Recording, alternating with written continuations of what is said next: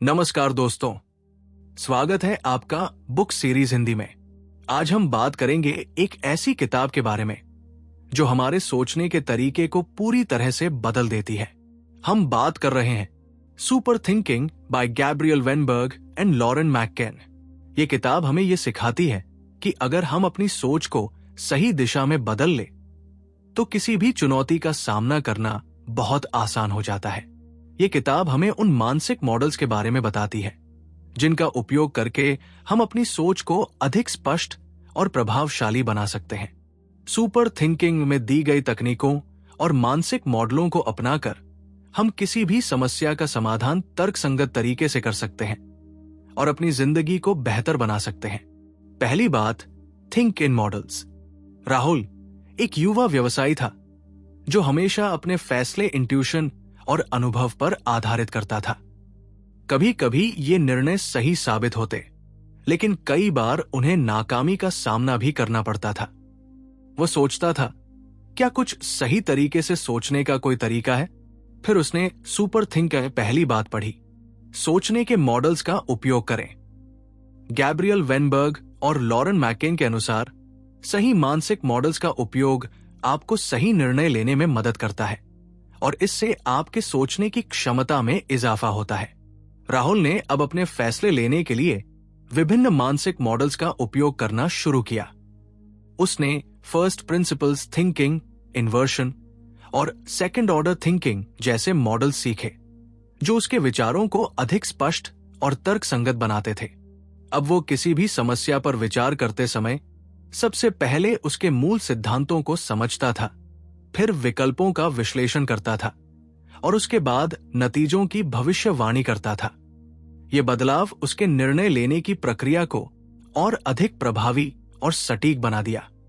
अब राहुल अधिक स्मार्ट और सोच समझकर फैसले लेने लगा था। आपके निर्णयों को स्पष्ट और प्रभावी बनाने के लिए मानसिक मॉडल्स का इस्तेमाल करें। हर समस्या का समाधान केवल अनुभव पर नहीं, बल्कि सही सोचने के तरीकों से पाया जा सकता है। दूसरी बात, सेकंड ऑर्डर थिंकिंग। राहुल ने अब अपने फैसलों में मानसिक मॉडल्स का इस्तेमाल करना शुरू कर दिया था। इसके बाद उसने सेकंड ऑर्डर थिंकिंग को अपनी सोच में शामिल किया। इसका मतलब था सिर्फ पहले नतीजे के बारे में नहीं, बल्कि उस नतीजे के बाद आने वाले नतीजों के बारे में भी सोचना। राहुल अब किसी भी निर्णय से पहले इस बात पर विचार करता था कि अगर उसने कोई कदम उठाया तो इसके परिणामों के बाद कौन से नए परिणाम सामने आ सकते हैं। उदाहरण के तौर पर, जब राहुल ने अपने व्यवसाय में एक नया प्रोडक्ट लॉन्च करने का सोचा तो उसने सिर्फ पहले लाभ और प्रतिक्रिया के बारे में ही नहीं सोचा, बल्कि उसने ये भी सोचा कि भविष्य में इससे क्या समस्याएं या नए अवसर उत्पन्न हो सकते हैं। अब वो किसी भी निर्णय से पहले उसकी पूरी जांच करता और भविष्य में होने वाले संभावित प्रभावों को समझता। इससे उसे किसी भी स्थिति को पहले से बेहतर तरीके से तैयार करने में मदद मिलती। कोई भी निर्णय लेने से पहले उसके बाद आने वाले परिणामों पर भी विचार करें।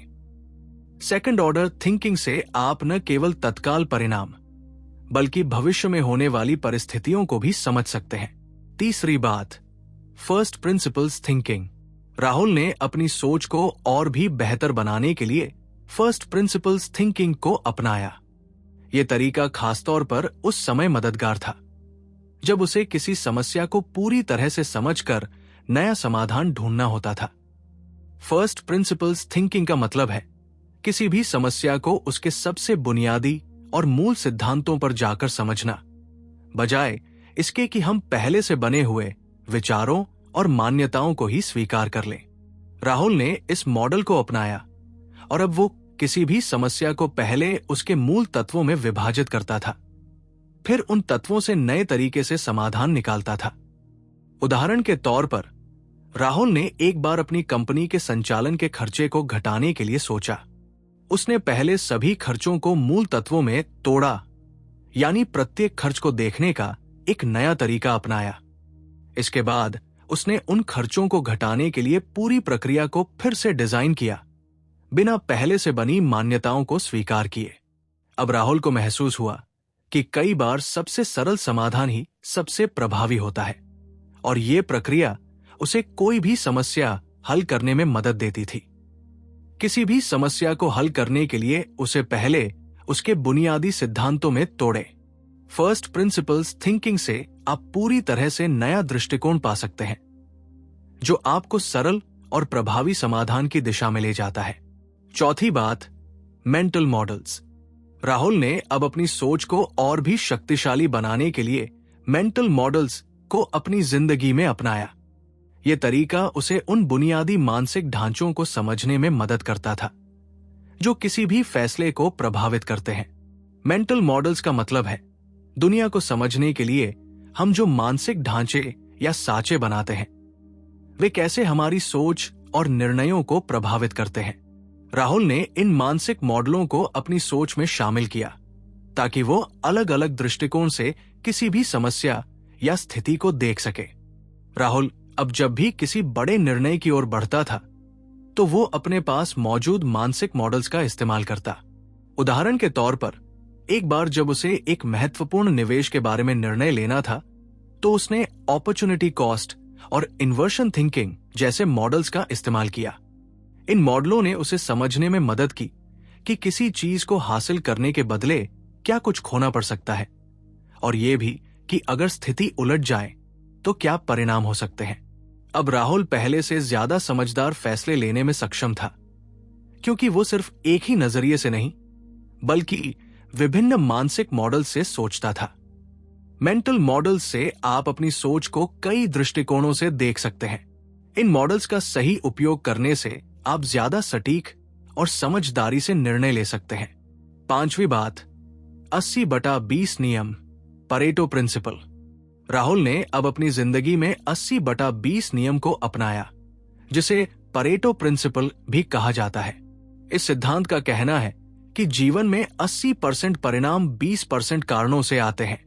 इसका मतलब है कि हमें अपनी ऊर्जा और समय को उन चीजों पर केंद्रित करना चाहिए जो सबसे ज्यादा परिणाम देती है। राहुल ने इस सिद्धांत को अपने काम में लागू करना शुरू किया। उसने अपने दिन की गतिविधियों को देखा और पाया कि उसका अधिकांश समय कुछ ही कामों पर खर्च हो रहा था जो वास्तव में उसे ज्यादा परिणाम नहीं दे रहे थे।